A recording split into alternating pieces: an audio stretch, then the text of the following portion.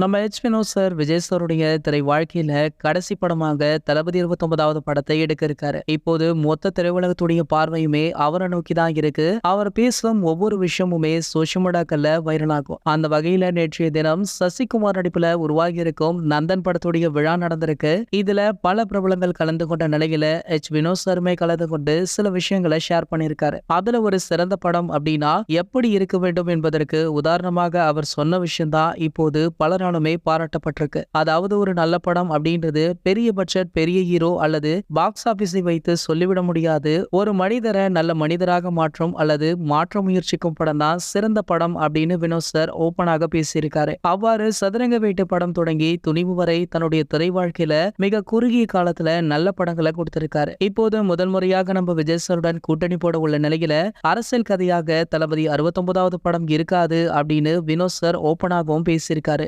ஆகையால மக்களுக்கு நல்ல கருத்துள்ள ஒரு படத்தை தான் இவர் கொடுக்க இருக்கார் அப்படின்றது நல்லாவே தெரியுது. இந்த படத்துடைய அப்டேட்டை இன்று மாலை வெளியிட போவதாக இந்த படத்துடைய தயாரிப்பு நிறுவனமான KVN நிறுவனம் அறிவிச்சாங்க. அதன்படி பாத்தீங்கன்னா இந்த அப்டேட்டுக்காக தான் ஒட்டுமொத்த ரசிகர்களுமே வெயிட் பண்ணிட்டு இருக்காங்க. அநேகமாக இந்த படத்துடைய அறிமுக ப்ரோமோ அல்லது அறிமுக ட்ரீசர் வெளியாகும் அப்படின்ற மாதிரி எதிர்பார்க்கலாம். சரி, ஓகே, இந்த படத்துடைய அப்டேட்டுக்காக உங்களை யாரெல்லாம் ரொம்பவே ஆவலுடன் வெயிட் பண்றீங்க அப்படின்றத கீழே உள்ள கமெண்ட் செக்ஷன்ல கமெண்ட் பண்ணிட்டு நம்மளுடைய சேனலை மறக்காம சப்ஸ்கிரைப் பண்ணுங்க.